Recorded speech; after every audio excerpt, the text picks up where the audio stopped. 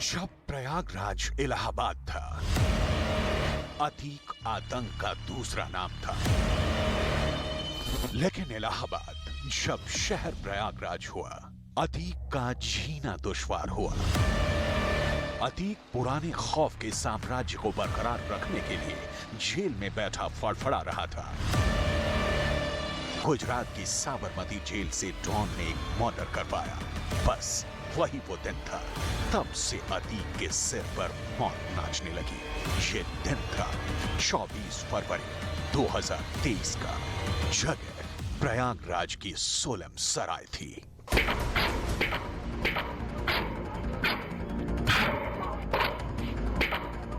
अंधाधुंध फायरिंग की, ताबड़तोड़ बमबाजी की।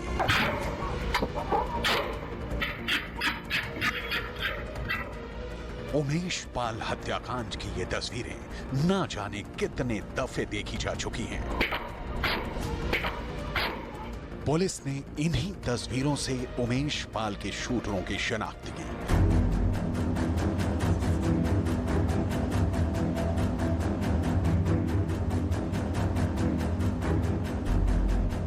इन्हीं तस्वीरों से असद की पहचान हुई। इन्हीं तस्वीरों में अतीक अहमद के गुनाहों के सबूत मिले।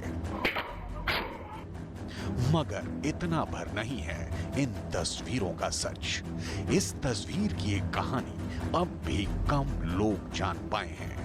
बहुत कम लोग। तफसील से देखिए। पहले फायर, फिर भगदड़, फिर बमबाजी, फिर दहशत, फिर सीन में आया असद। असद ने पिस्टल लोड की। असद उमेश पाल के पीछे भागा। असद की उमेश पाल से झड़प। उमेश पर असद का हमला। उमेश पाल की मौत। क्या ये सब प्लान का हिस्सा था?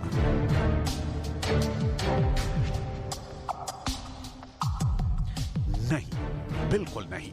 अतीक ने उमेश पाल के शूटआउट की प्लानिंग ऐसे नहीं की थी। तो क्या थी प्लानिंग? असद इस सीन में कैसे आया? किसके कहने पर आया? माफिया डॉन के बेटे की मती क्यों मारी गई थी? ये बेहद चौंकाने वाला खुलासा है। सनसनीखेज हत्याकांड की कड़ियां जैसे जैसे जुड़ती जा रही हैं, होश उड़ाने वाली जानकारियां सामने आ रही हैं। अतीक की क्राइम कुंडली के इन किस्सों को सिलसिलेवार ढंग से जानेंगे, लेकिन उससे पहले इस माफिया खानदान की हिस्ट्री शीट देखिए। अतीक अहमद के खिलाफ 102 केस दर्ज हैं। एक मुकदमे में उसे सजा मिली है। अतीक पर 3 बार गैंगस्टर की धाराएं लगाई जा चुकी हैं। अतीक के खिलाफ 54 केसों की सुनवाई प्रदेश के अलग अलग जिलों में चल रही है। अतीक के बाद उसके खानदान में सबसे ज्यादा मुकदमे छोटे भाई अशरफ पर हैं। अशरफ पर 52 मुकदमे दर्ज हैं। अतीक के दूसरे नंबर के बेटे मोहम्मद अली के खिलाफ 6 आपराधिक मुकदमे हैं। अतीक के सबसे बड़े बेटे मोहम्मद उमर पर 2 मुकदमे दर्ज हैं। अतीक की बेगम शाइस्ता के खिलाफ 4 केस हैं। अतीक और अशरफ की बहन आयशा नूरी पर भी एक मुकदमा दर्ज है। अशरफ की बेगम जैनब फातिमा पर भी एक मुकदमा दर्ज है। यहाँ पर भी देखो, अपराध के सिवा इनके जीवन में कुछ नहीं रहा और लगातार लॉन्चिंग करना। कभी अपने को लॉन्च किया चांद बाबा के नाम पर, और भाई जो इनका अशरफ है उसको लॉन्च किया विधायक राजू पाल की हत्या के नाम पर, और बेटे को अब लॉन्च करने का काम कर रहे थे कि उमेश पाल की हत्या दिन दहाड़े कराएंगे, इनको लॉन्च करेंगे, जिससे उनका जो आपराधिक वर्चस्व है वह प्रयाग सहित प्रदेश सहित देश में स्थापित रहे। अतीक का एक बेटा मारा गया, 2 बेटे जेल में हैं और 2 बेटे बाल सुधार घर में हैं। इस वक्त अतीक का पूरा परिवार कानूनी शिकंजे में है। अतीक और उसके छोटे भाई अशरफ को गोलियों से भून डाली गई, वो भी उस शहर में जिस शहर ने अदने अतीक को डॉन अतीक अहमद बनते देखा है।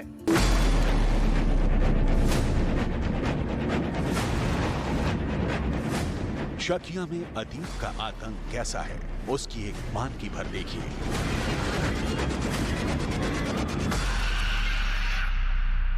मकान बनने लगता था, आ जाते थे राइफल लेके। 2 लाख दो, 1 लाख दो, तभी बनेगा तो बनना नहीं है। पैसा मैंने लगाया, खरीदा मैंने, रजिस्ट्री मेरे नाम सब कुछ, लेकिन बनवाने के ठीक वो गुंडा टैक्स लेते थे। गली में गुंडा टैक्स वसूलने वाला अतीक जब डॉन बना तो उसने गैंग में शूटरों की पूरी फौज बनाई। अतीक की गैंग के 34 शूटरों के रिकॉर्ड मिलते हैं, अखबारों में छपते हैं। तो फिर शूटरों की इतनी बड़ी फौज रखने वाले डॉन ने अपने बेटे को क्यों उमेश पाल के मर्डर में भेज दिया?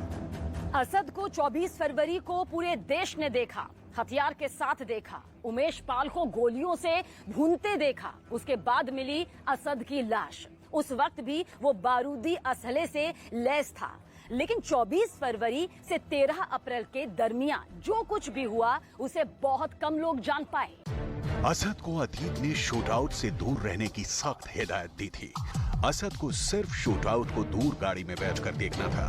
असद को ये तस्दीक करनी थी कि उमेश पाल की मौत हुई या नहीं, बस इतना ही। लेकिन असद ने जैसे ही देखा कि गोली लगने के बाद भी उमेश पाल भाग रहे हैं तो वो खुद को रोक नहीं पाया। असद गाड़ी से उतरा, उसने पिस्टल लोड की और यहीं असद का चेहरा सीसीटीवी कैमरे में कैद हो गया। साबरमती जेल में बैठे अतीक का उमेश पाल मर्डर प्लान का पर्दाफाश हो गया। जांच शुरू होते ही पुलिस असद के पीछे पड़ गई। असद की तलाश में यूपी पुलिस ने प्रयागराज, कौशाम्बी, बहराइच, मिर्जापुर, नोएडा से लेकर हरियाणा और मध्य प्रदेश तक छापे मारे। एसटीएफ के लिए एक चैलेंज था इस पूरे गैंग को पकड़ना, उन्हें क्रिमिनल जस्टिस सिस्टम के सामने लाना। क्योंकि अगर ये नहीं होता तो कोई भी गवाह आगे से गवाही देने की हिम्मत नहीं करता। This 1.5 months have been very taxing, क्योंकि लगातार पूरी एसटीएफ में जितनी टीम्स हैं वो सभी किसी न किसी तरह से इसी कार्य से जुड़ी हुई थी। या तो इसके किसी क्रिमिनल के पीछे, उसको ट्रैक करने के पीछे, अथवा इसके किसी एंगल पर लगातार काम कर रही थी। असद को पकड़ने के लिए नेपाल के कपिलवस्तु जिले में कयूम अंसारी की गिरफ्तारी हुई। कई बार हमसे मैसेज भी हुए, बहुत छोटे अंतराल से, कुछ मिनट से हम किसी अच्छे क्रिमिनल को मिस कर गए। जैसे गुड्डू मुस्लिम को हम मेरठ में अखलाक के घर से मिस कर गए थे। हत्याकांड के कई दिन गुजर जाने के बाद भी पुलिस के हाथ खाली थे। लेकिन 27 फरवरी को पुलिस को बदमाश अरबाज की लोकेशन मिल गई। एक तरफ अतीक के गुर्गों की धरपकड़ जारी थी, बुलडोजर एक्शन जारी था, और वहीं दूसरी तरफ 6 मार्च को पुलिस को भनक लगी विजय उर्फ उस्मान की। उमेश पाल पर पहली गोली इसी उस्मान ने चलाई थी। उमेश पाल हत्याकांड में अतीक अहमद का एक और करीबी एनकाउंटर में ढेर हो गया।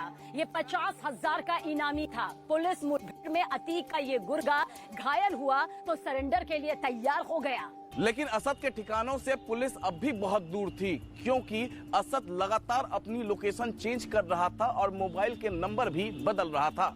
पुलिस को पहली बार असद की सटीक लोकेशन दिल्ली के पते की मिली। यूपी पुलिस उस पते पर पहुंचती उससे पहले ही असद शूटर गुलाम के साथ झांसी की तरफ भागा। असद और गुलाम जो लगातार साथ साथ ही भाग रहे थे, ये हमेशा साथ साथ ही थे। फाइनली ट्रैक डाउन हुए और झांसी में इनका एसटीएफ से आमना सामना हुआ। नेशनल हाईवे 27 झांसी को कानपुर से जोड़ता है। गजब का इत्तेफाक है, इस हाईवे पर कभी यहाँ पर गैंगस्टर विकास दुबे की गाड़ी पलटी थी और अब इसी हाईवे के किनारे असद की बाइक पलट गई।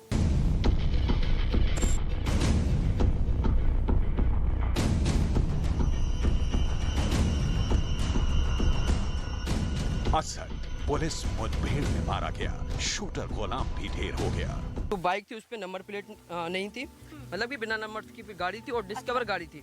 डिस्कवर गाड़ी थी। 2 लोग पड़े हुए थे, एक यहाँ पे एक यहाँ पे। अच्छा, यहाँ पे कौन था? यहाँ पर एक व्हाइट कुर्ता में जो भी वो था जी, और एक बंदा और था। गाड़ी डली थी और 2 तमंचे थे साथ में। 2 तमंचे थे जी। हाँ, तो उसके बाद यहाँ जब तक मैं आया, आधे घंटे बाद मैं आया तो यहाँ पे बैरिकेड लग गई थी पुलिस के और गाड़ी वगैरह थी, और धीरे धीरे फिर गाड़ी तमाम फोर्स आने लगी, एम्बुलेंस वगैरह आने लगी, तो भीड़ भाड़ होने लगी थी। दोनों को प्रयागराज के कसारी मसारी के कब्रिस्तान में दफना दिया गया।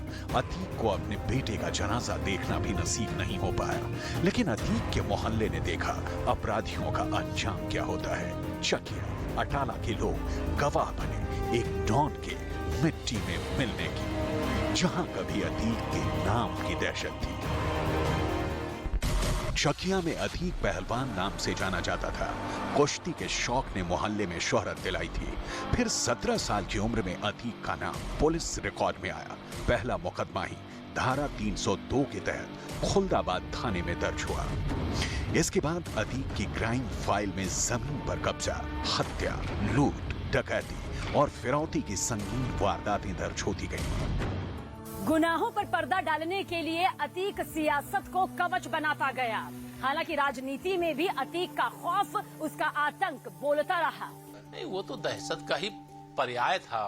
मतलब प्रयागराज और प्रदेश के अंदर और देश के अंदर वो पता नहीं कितने लोगों को धमकाता था, डराता था, और उसके धमकाने और डराने के परिणाम स्वरूप बहुत सारे लोग जो परिवार वाले होते थे डरते भी थे। बहुत सारे लोग ऐसे थे जो लड़ते भी थे।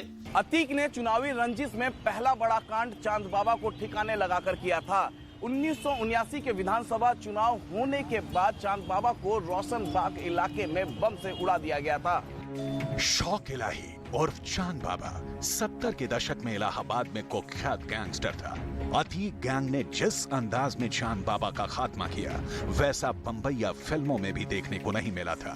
रोशनबाग का बाजार तब बम और बारूद से पट गया था।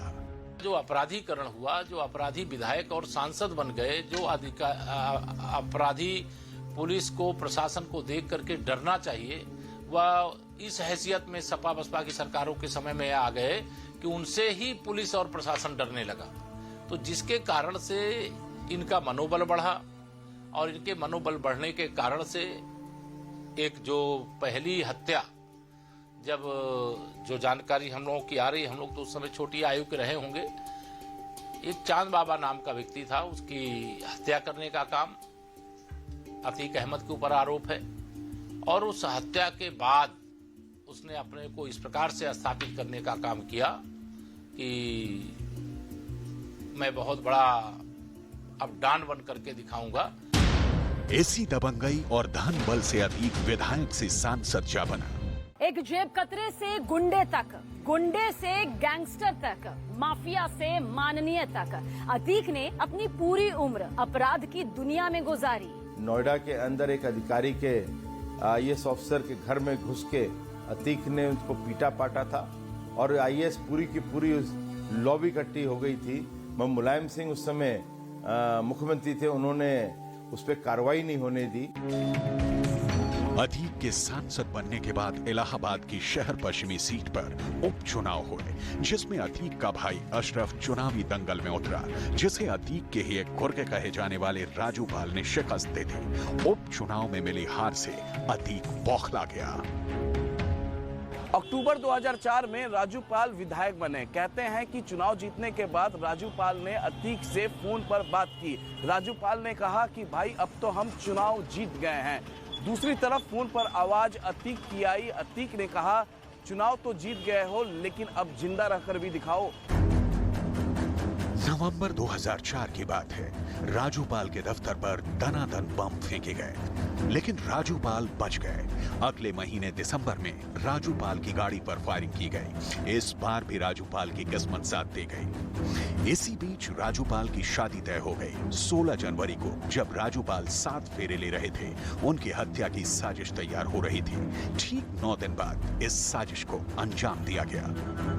प्रयागराज के स्वरूप रानी अस्पताल में राजू पाल किसी बीमार को देखने गए थे।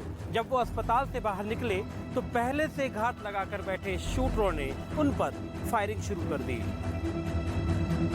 तब के इलाहाबाद में दिन दहाड़े गोलीबारी हो रही थी। शूटर एक विधायक को दौड़ा दौड़ा कर गोली मार रहे थे। राजू पाल को तब तक गोली मारी गई जब तक वो छलनी नहीं हो गए।